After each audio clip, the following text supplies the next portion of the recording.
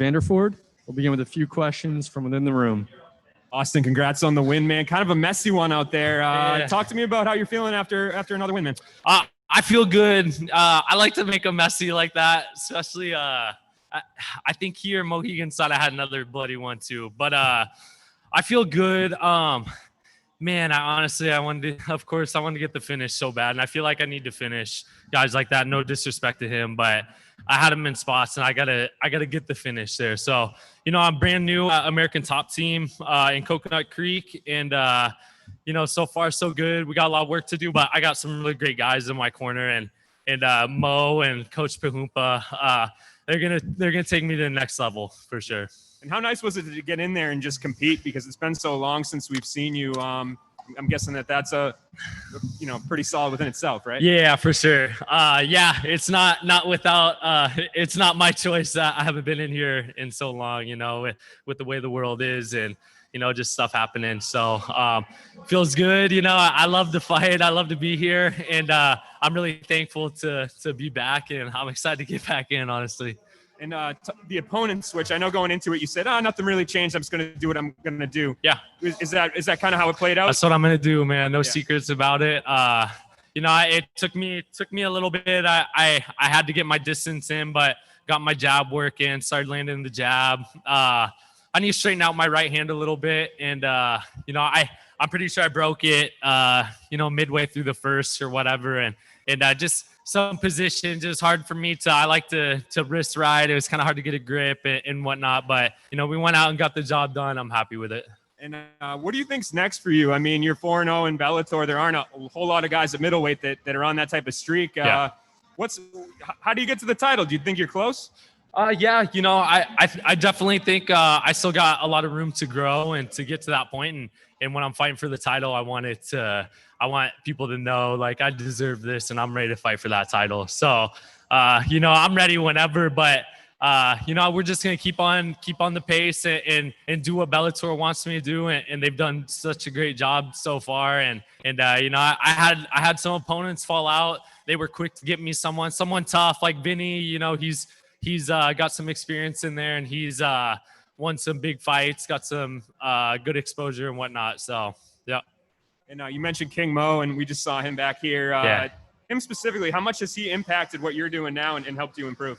Man, so much. And honestly, Mo and I's relationship is brand new, maybe 3-4 weeks or whatever. He just he saw what I was doing and it took a liking to it. And I'm really thankful. But man, I have so many good coaches there. Not to forget too, my head coach, Fabiano Scherner, he wasn't with me here tonight, but I owe so much to him too in the work. But man, Coach Pahumpa is the man on the ground, and at American Top Team, it's like, who do you want, man? I get Mike Brown every day, Steve Mako, Conan, just all these great coaches. And it's hard not to improve with guys like that, let alone the training partners as well. Our next question comes from the line of Donna Corby. Go ahead, Donna. Hey, Austin, congratulations on a great performance. I have a couple for you. One, in relation to what's next, you've talked about that a little bit. Is there any chance maybe before your next Bellator fight you sneak in another one with Chael in Sug? Oh, for sure, man.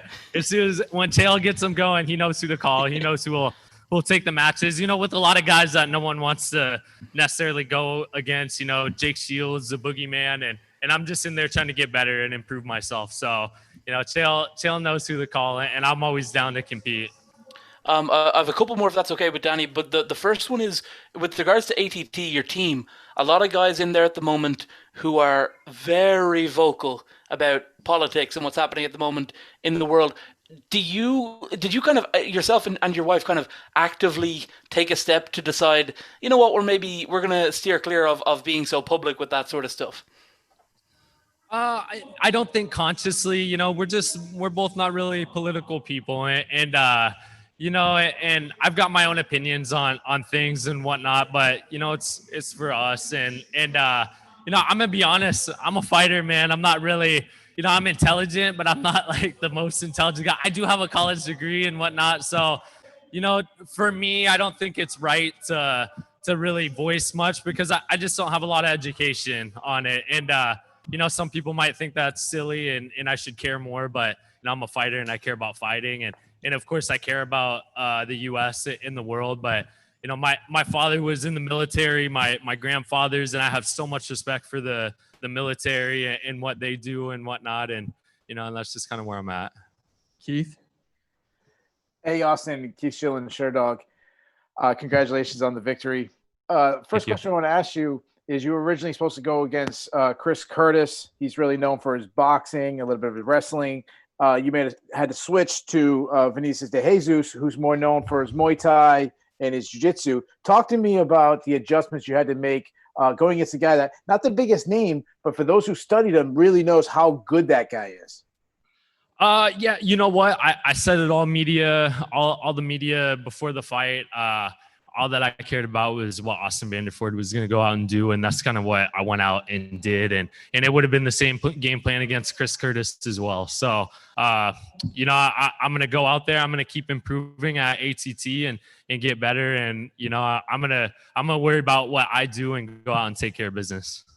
My last question. We talked a long time ago, right after the Contender Series. I talked about how at that time, so many people didn't even think you deserved to be on the spot, that it was just a publicity stunt. I think at that time you were Paige's boyfriend. It was just, oh, all right, get Paige's boyfriend a shot as kind of like a favor for her. How satisfying is it to, you know, shut up those critics and show that you're really good and you're beating really good guys? You know what? It's not. I'm kind of over all that now, and for myself, you know, I know what I've gone out and done to compete in the accomplishments. You know, I won a national title in wrestling at the NAIA level for Southern Oregon University, and you know, and that's not an easy thing to do. So I knew what I had going into it, and you know, I think I'm past the, you know, hey, fuck you guys, you know, I'm Mr. Vanzant, all this stuff. I roll with it. I love it. And, you know, I just go out and, you know, like I did tonight, I try to make things violent, try to make things bloody. We'll take one or two more. Giancarlo? Hi, Austin. Congrats on the win. You mentioned about everything at American Top Team. What part of your game do you think you've improved on the most since being there like day to day? Yeah, you know, we haven't been there a whole lot. We've been there for, I think, like 4 months now.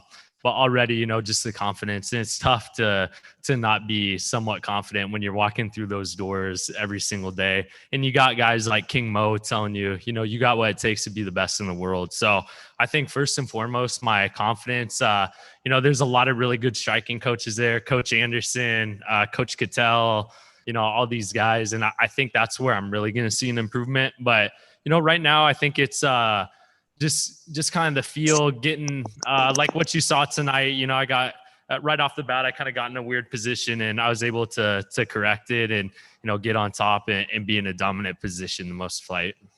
Last question, Dan. Hey, Austin, how's it going? Dan Roush, full contact fighter. Congrats on the win. With all these champions around you and with such an elite record and around Top Team and all these great champions, is it easy to lose sight of what you're working on technically at this point? And with such a perfect record, what are you working on at this point?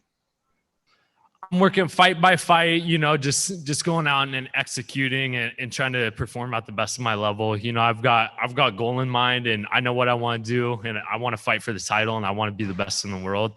And that's not a hard thing for me to focus on and just go out there and take care of business fight by fight. Great. Thanks, Austin. Congrats. Awesome. Thank you, guys.